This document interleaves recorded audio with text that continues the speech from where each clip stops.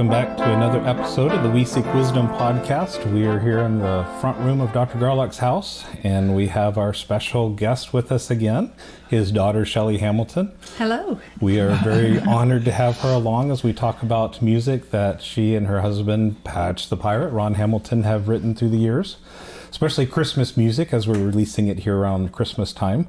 Before we get into it, I would like to encourage you to subscribe to the channel and click that notification bell so that you know when new podcasts are out for you to listen to. And what are we talking about today?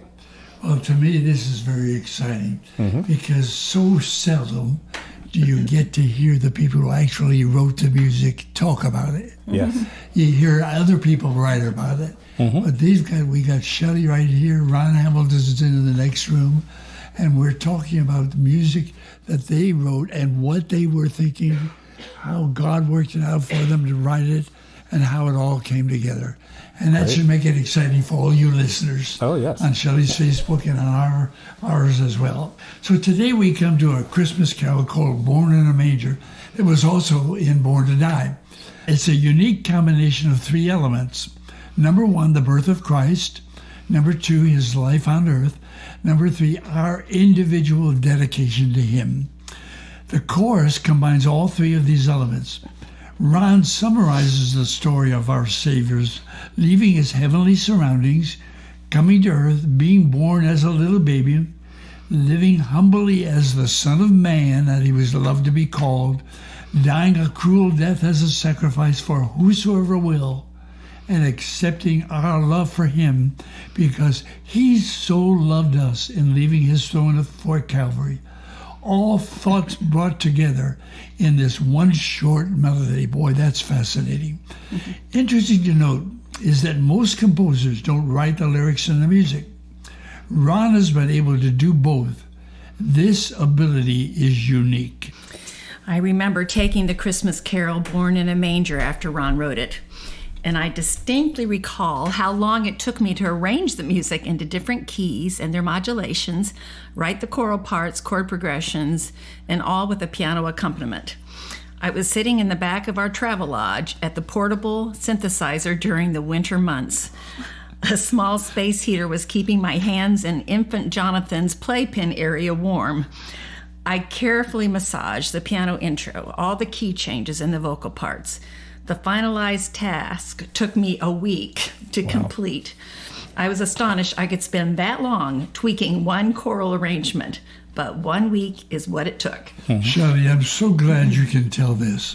So many people have the idea that when you write music, it comes automatically. God just gives it to you. No, it's hard work. Yes. Anything that is worthwhile is hard work involved with anything you do that's hard. If you don't complain about it, because it's what God gave you to do and give it to him. And I'm so glad you can tell people the part you had in working on this. Go ahead, keep going. It takes a lot of sweat and tears sometimes because you can't figure out what to do with that modulation or with those choral parts. Exactly. You just keep at it till something finally clicks. I always felt bad that it took me so long to write it. But I want people to hear that it took you time too. You're just involved, and it wasn't just automatic. God didn't put it in your lap. God gave you the idea, but then, boy, you've got to work on it from there. Work on it, yeah. I remember Harold DeCoux telling us the same thing. Okay. Our friend, he said, oh, boy, I'm surprised at how long it takes me to do one piece. In school, I was one of those English nerds who loved diagramming sentences. When I was a child, I would go out in the yard and take twigs to outline a home's floor plan. I love arranging rooms and furniture. This is just how my brain works. It's fun at its best to me. Sometimes, people ask me, like when I conducted operas and so on, and people say, it's hard work, and I say, but I love it. Yeah, you have to love it to do it because it's so hard. Yes. Okay, looking at the first stanza of Born in a Manger, Ron paints a picture in both the lyrics and music of the contrast between a winter's eve and the creator of the universe. Becomes a little baby. The music of the whole stanza is in a low tessitura. But the tessitura is the notes where most of the notes of the vocal parts are down low. Most of the way through to color the surroundings of baby Jesus being born.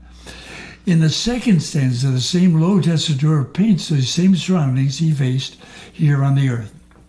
At the end of the first line of the music in the stanza, however, the melody goes up an octave on the word earth to show that Christ's coming to earth was not in vain.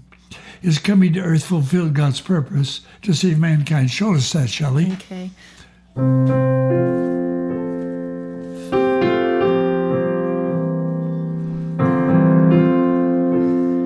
Came to earth. Yeah, there, see, he went up the octave to show that. Isn't that interesting? And then back to the low tessitura. Stillness. Hear creation sing. Yes, And he uses that sharp third right. to paint up or point up, creation sing, and then of this, that same diminished chord, little baby's birth. So whenever you sing that, any of you folks who are listening to this, if you sing in a choir, be sure you paint that and take advantage of the way it is written. Don't just ignore it. A lot of even song leaders, they just go flying through the music and you don't have time Or they beat it to like dum bum bum bum bum bum bum bum bum. Every note gets equal emphasis. Yeah. But you need to sing it like you would speak it. That's what we In feel. the darkness Tim Willingham and I of a feel that, winter's and you are doing the same thing. We're showing people how you want to paint it and when you do it. Because singing is communication. If you don't communicate, you haven't done the job.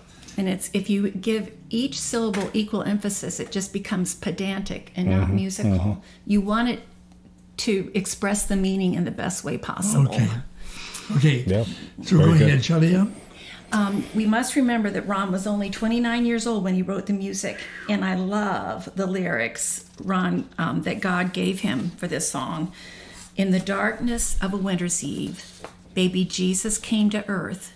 In the stillness, hear creation sing of the little baby's birth. Wow. Second stanza, not a palace for the little king, nor a pillow for his bed, not a scepter for his royal hand, nor a crown adorns his head. Stanza 3, I have nothing fit to give a king, but I long to do my part. All I treasure I will gladly bring, for I give him all my heart. Oh, and I love that, Shelly. I'm sorry. But it's so often we don't apply it to us. And God gave Ron the ability to apply it to himself. Yes. He's talking about the palace and all of that. But then I want to give something. If all these people did this for it, then I want to do my part. And that's one of the things I like about Dr. Willingham, who you and I are talking to right now, Shelly, that he wants to be a part of giving glory to God, even in his teaching over at Pensacola Christian College. Absolutely. Where he's teaching theory and did technical courses, but he has a servant's heart, and he wants it to give God to get That's the the glory most for important him. thing. Yes. And Ron always said I would take someone with a servant's heart over someone who's really, really, really talented. Not that you aren't, but just that is so important. You see these really talented people and they don't have a servant's heart, and they go to a church and they don't last long because they think they're above everybody and they're super talented and everybody's beneath them. He just said, give me a music minister at my church that has a servant's heart, and that he can learn some of the musicality, but it's harder to teach someone talented to be humble. Yes. Well, I think there's something that I've been just doing recently. Once a week, there's a preacher that wants to come to me and talk about my heart. And I'm trying to tell him that's what you do as a preacher. Right. And that's what we do as preaching musicians. We when you are singing music that glorifies God, you are actually preaching where people, it's a mnemonic device. We'll talk about that somewhere along the line. It's a device that you remember. If I ask you to tell me what your sermon you heard last Sunday, it's difficult for most people. Well, that was good, but what did he talk about? Well, I can't quite remember. Sure. But they sing the songs over and over again, and that's why I think we need hymn books. A lot of churches don't do it because you take it home with you and you can live with it all week long. It embeds the message into your mind. Yes, music right. does. So the third stanza challenges each of us to give our wonderful Savior anything we have, but especially what we call our treasures, including those things that are close to our hearts. The choice of chords in both the stanza and chorus are revealing. The entire first line is basically built on two chords, tonic and dominant. Show us that, Shelly. Okay. Tonic, dominant, tonic, dominant. Isn't that interesting? Back to tonic, and then he changes it up. Yeah, that's the second line. It begins as the same, but quickly goes to what we call a 3♯5. Show us what that chord be. Here's the 3♯5. It's like augmented sound again, see? And then the diminished. And as the music theorists, they were like what Tim Willingham teaches, they call that a secondary dominant. It usually leads into a dominant chord, a 5 chord that points it up, okay? So it quickly goes to that for the miraculous conception of birth of our Savior.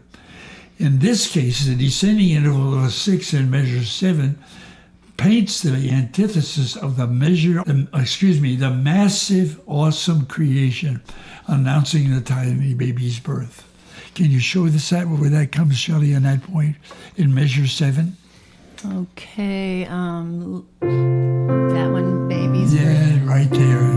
What I love is that creation sings, creation, massive creation. Yes. God's creation, massive, of a tiny little baby. Creation sings of the little tiny baby's birth. Isn't that fascinating? Is that a parallelism or a contrast? No, that's a contrast. Well, that's parallel again. See, the book of Proverbs, we didn't mention it before, but in the book of Proverbs, it's always contrast. It says it gives you it gives you the statement that it gives a contrast. Constantly, all the way through the book, those are adumbrations too. But that's just another way, and that's what God gave man the ability to put that into the words, and God gave you the ability to help him paint it in the music as well. Okay, go ahead, Jill. Just on a side note, in the choral arrangement, I remember starting the piece in a key lower, a whole step lower in the key of E flat. And then as I go into the chorus, it would be, because bum, bum, bum, bum, but I go to the key of C in the choral arrangement. Nice. Okay. It kind of sets it up. And then in the key of C, when you're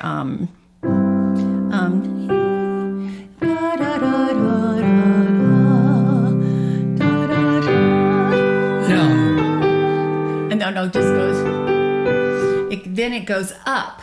So you're bringing the chorus down to make it more meditative and intimate as you're thinking through it. And then it sets it up to go up now a fifth to the key of G, and it's bigger and more climactic. And the words there are, born in a manger long ago, how could the Savior love me so? Well, he left his home for Calvary. He came to earth for me. We all need to personalize that. If it just been for each one of us, Christ would have come for us. He came for me, so that, and God has given us the ability to put that way. Okay. Well, the chordal structure is interesting too in the chorus. Yep. It keeps building. Born in a manger long ago. Then that same melodic motive is higher. Then higher. It goes up 3 times. Yeah.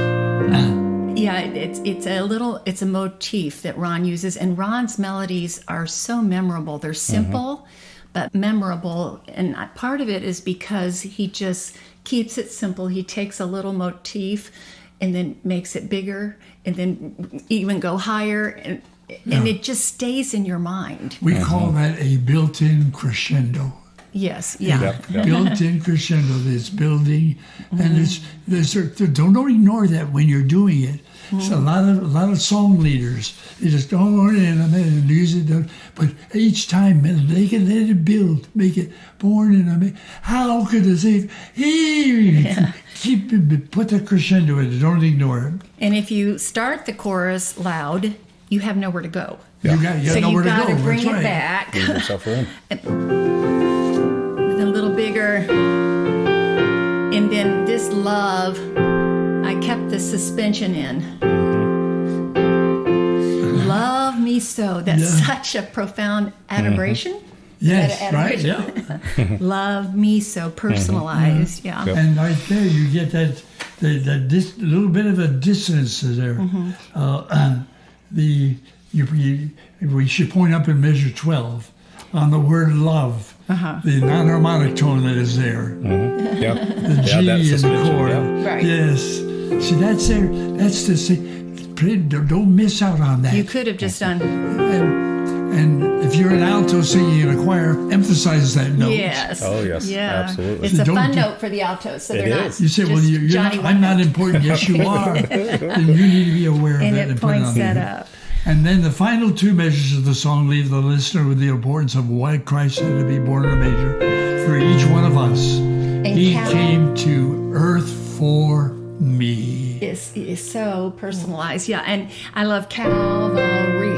Yes. It's that half diminished chord again. Calvary is ugly. It's but it was the mode of transportation that God used to come to earth for me. Yes. Wow. Ends with that personalized And statement. you folks said we'll be singing this at Christmas time. And if you have our Majesty hymns or Rejoice hymns, or you Spanish people that even have himnos maestrosos, the third hymn book that we did in Spanish, when you sing that, and by the way, in Spanish, the emphasis is there too. The Flowers, who did the Spanish hymn book, made sure that the words in Spanish portray what we were doing in the original music. Isn't that exciting? And then another interesting, what do you call it? Archetype? Archetype, thank you, Dad. You knew what I was thinking. Jumping up a sixth. And he left his home for calf. There's that sixth, yes. That blood gives it. Yes. Oh, it's a moment that kind of gives you chill bumps too, leaping up like that. For Calvary, pointing up, that Calvary is what did all this for us. Yes. Well, that's what we call an archetype. That six is he lives. There it is again. And you and Ron put that in there to make the words come alive. Yeah. Okay. And earlier you were talking about how you arranged it in the cantata, and then we got distracted and started talking about something else. But may I bring you back to once you got into, I think, the key of G. Yes. Then you weren't quite done there. Okay. as you finished out the chorus in that's the arrangement. Right. That's right. I forgot that. That's okay. So then it's okay. So we're in the key of G. Let's see if I can do it. That's okay. Then I go back. Yes. And it's one more time in your mind what what message we're trying to get across. And then at the very end, so it comes back. It doesn't end big. It comes back. And then this is called augmentation, not an augmented chord. That's something different. But augmentation is elongating each note to twice its value. Right. So instead of he came to earth, it went he came to earth for me. And then I think the piano goes.